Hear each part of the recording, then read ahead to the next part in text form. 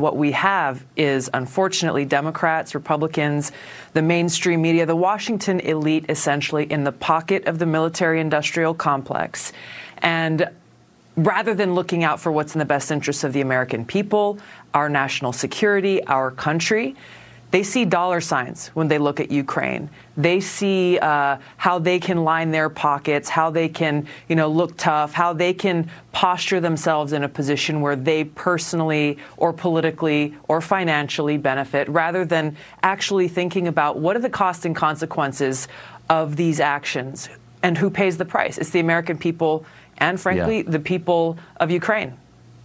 So my guess is that some of the people pushing for war don't actually want a real war with Russia. It would tank our economy in a second, for one thing, and they'd be held responsible. My concern is they're so inept, they so lack fine motor skills, that they're going to talk themselves into getting us into a war inadvertently. They've got a long track record of ineptitude. Are you worried about that?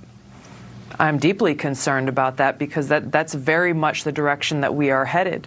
Tucker, I look back to early 2017, when then President Trump said, hey, it would be good if we got along with Russia. You remember the reaction to that. Everyone from, Democratic leaders, Republican leaders, people in the mainstream media, they said absolutely no way. There were people in Trump's own administration, warmongers like John Bolton, Nikki Haley, Mike Pompeo, who outright rejected it and went on their own agenda.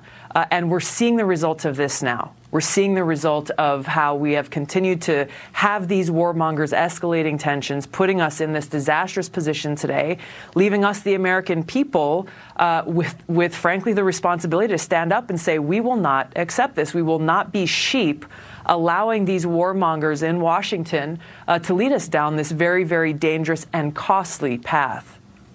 I'll never forget when you came out as a sitting member of Congress and said, well, maybe we shouldn't actually fight the Russians in Syria. And you were denounced as a Russian agent, also as a racist for not wanting to bomb another Middle Eastern country, which was my favorite attack ever because it was so insane.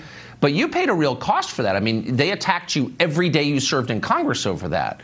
So it seems like this is the red line for them. You criticize war, and they won't stop in their effort to destroy you. And all of these threads we're talking about here point back to that core motivation that sadly does not lie in serving the best interests of the American people, our security, and our country. It comes from a very selfish place of how they can get more power and get more money and who they really work for. It's not the American people.